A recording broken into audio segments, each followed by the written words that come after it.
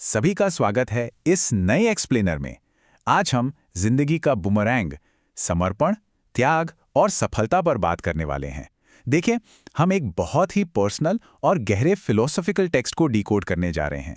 ये source text हमें बताता है कि अपने सबसे बड़े सपनों को असल में हकीकत बनाने के लिए आखिर क्या कीमत चुकानी पड़ती है। तो चलिए, बिना किसी देरी के सीधे मुद्दे पर आते हैं और समझते हैं कि सफलता कैसे काम करती है। सबसे पहले तो इस एक बहुत ही बेसिक लेकिन गहरे सवाल पर आते हैं। कभी ऐसा ख्याल मन में आया है कि क्यों कुछ लोग अपने सबसे बड़े गोल्स को अचीव कर लेते हैं जबकि बाकी लोग बस पीछे छूट जाते हैं? खैर, ये सिर्फ किस्मत का खेल तो बिल्कुल नहीं है। आज हम सफलता और विफलता के बीच के उसी कड़वे लेकिन बेहद जरूरी सच को एक्सप्लोर करने वाले हैं। इसके पीछे एक बहुत ही गहरा विज्ञान और ठोस दर्शन छिपा हुआ है। और यहीं पर एंट्री होती है बूमरैंग कॉन्सेप्ट की। इस पूरी यात्रा का मुख्य विचार यही है, बूमरैंग कैसे काम करता है। उसे जैसा फेंकते हैं वो वैसा ही लौट कर आता है ना? जिंदगी का भी बिल्कुल यही उसूल है। वो हमें सिर्फ देती नहीं है बल्कि लौटाती है। अगर मनचाहा रिजल्ट नहीं मिल रहा है तो इसका सीधा सा मतलब यह है कि हमने जरूरी त्याग या मेहनत का वो सही इनपुट दिया ही नहीं। अगर पूरी ईमानदारी और मेहनत डाली जाए तो सफलता बूमरैंग की तरह वापस लौटकर जरूर आती है। यहाँ जो ऑथेंटिक सोर्स हम देख रहे हैं ना, ये कोई हवाई बातें नहीं हैं। ये अपार प्रयास और लगातार संघर्ष की एक जीती जागती कहानी है। हम यहाँ किसी थ्योरी की बात नहीं कर रहे हैं, बल्कि ये दर्शन एक ऐसे व्यक्ति के रियल लाइफ एक्सपीरियंस पर टिका है जिसने कभी हार ना मानने की ठान ली थी। ये हमें बिल्कुल करीब से दिखाता है कि जब इंसान बिना रुके लगातार मेहनत करता है तो उसका अंतिम परिणाम कैसा दिखता है। और इस पूरी जर्नी में एक नंबर बहुत ही अहम है, 20। जी हाँ, पूरे 20 साल। जरा सोचिए, 2 पूरे दशक। इस स्रोत के लेखक ने पूरे 20 साल तक खुद को पूरी तरह से सीखने में झोंक दिया। ढेर सारी मोटिवेशनल किताबें पढ़ना, सेमिनार्स अटेंड करना और अनगिनत ज्ञानवर्धक वीडियो देखना। किसी भी फील्ड की गहराई में जाने के लिए जो इतना लंबा फोकस चाहिए ना, असल में वही वो इनपुट है जिसकी बात हमने बूमरैंग वाले सिद्धांत में की थी। चलिए, इसे थोड़ा ब्रेक डाउन करते हैं कि ये प्रोसेस आखिर काम कैसे करता है।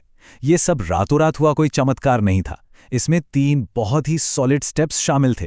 पहला स्टेप, लेखक ने कम से कम 500 किताबें पढ़ी। 500 किताबें पढ़ना ये कोई छोटी बात नहीं है। फिर आता है स्टेप 2। इतनी सारी नॉलेज का असर ये हुआ कि आत्मविश्वास इतना बढ़ गया कि स्टेज पर हजारों लोगों के सामने बोलने का डर बिल्कुल गायब हो गया। और फाइनली स्टेप 3, इस जबरदस्त इनपुट ने आउटपुट का रूप लिया। उन्होंने 3 बेहतरीन प्रेरणादायक किताबें लिखीं जिनसे हजारों लाखों लोगों की मदद हुई। यही तो है वो मेहनत जो अपना रंग दिखाती है। लेकिन सच कहूं तो सफलता का ये रास्ता अक्सर बहुत अकेला होता है। सोर्स में साफ तौर पर बताया गया है कि लेखक को अपनी इस मेहनत के लिए अपने खुद के पेरेंट्स से भी कभी कोई तारीफ नहीं मिली, और तो और बाहरी लोगों ने लगातार उनके काम का मजाक भी उड़ाया। पर मजे की बात यह है कि वो बिना किसी परवाह के अपने रास्ते पर डटे रहे और अपनी एक अलग जगह बनाई। यह हमें एक बहुत बड़ी सीख देता है कि जब बाहर से कोई सपोर्ट ना मिल रहा हो तब भी अपने लक्ष्य पर टिके रहना कितना जरूरी होता है। अब यहाँ एक बहुत ही जबरदस्त तुलना की गई है। एक तरफ है व्यावहारिक आत्मविश्वास, यानी वो प्रैक्टिकल कॉन्फिडेंस जो 20 साल की रगड़ से आता है, जहां इंसान हजारों के सामने बेखौफ होकर बोल सकता है। और दूसरी तरफ है सैद्धांतिक महारत, यानी सिर्फ किताबी ज्ञान। सोर्स में उन उच्च शिक्षित प्रोफेसर्स का जिक्र किया गया है जिन्हें अपने विषय की पूरी कमांड तो है, लेकिन जब स्टेज पर बोलने की बारी आती है तो वो बुरी तरह घबरा जाते हैं। ये साफ दिखाता है कि महज डिग्री से कहीं ज्यादा अहम है जमीनी स्तर पर की गई लगातार प्रैक्टिस। और हाँ, एक और सवाल, जब लोग मजाक उड़ाते हैं तो डील कैसे करें? सोर्स यहाँ एक बहुत ही कमाल का और लचीला फ्रेमवर्क पेश करता है। अगर कोई आपके काम का मजाक बनाए ना, तो बस अपना काम 4 गुना बेहतर कर दो। आलोचनाओं से घबराने या टूटने की बजाय उसे ईंधन की तरह इस्तेमाल करना चाहिए। और अगर तारीफ हो तब भी बिना रुके बस अपना अच्छा काम करते रहना चाहिए। ये वो माइंडसेट है जो हर परिस्थिति में लगातार विकास का कारण बनता है। अब हम इस टेक्स्ट के एक ऐसे हिस्से की तरफ बढ़ते हैं जो शायद जिंदगी के संघर्षों को देखने का पूरा नजरिया ही बदल दे।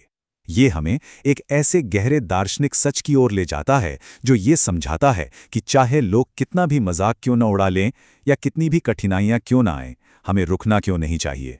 स्वामी विवेकानंद जी का ये शक्तिशाली विचार जरा ध्यान से सुनिएगा। विश्व एक व्यायामशाला है जिसमें हम खुद को मजबूत बनाने आते हैं। क्या अद्भुत नजरिया है। ये पूरी दुनिया एक जिम की तरह है। जिंदगी में आने वाली हर रुकावट, हर एक अपमान, हर मुश्किल, ये सब इस जिम में रखे उपकरणों की तरह हैं। इनका काम किसी को कमज़ोर करना नहीं है, बल्कि मानसिक और भावनात्मक रूप से और भी ज़्यादा मजबूत बनाना है।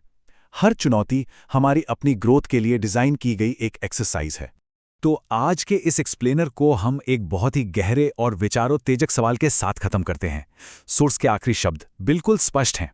अगर हम कुछ पाना चाहते थे लेकिन वो नहीं मिला, तो उसका सीधा सा कारण ये है कि हमने उस काम में अपना पूरा समय और समर्पण नहीं दिया। तो सोचने वाली बात बस इतनी है, अगर आज कोई लक्ष्य अधूरा है, तो क्या सच में उसे वो 100% इनपुट दिया गया है जो बूमरैंग की तरह सफलता बनकर लौट सके? इस पर गहराई से विचार जरूर किया जाना चाहिए।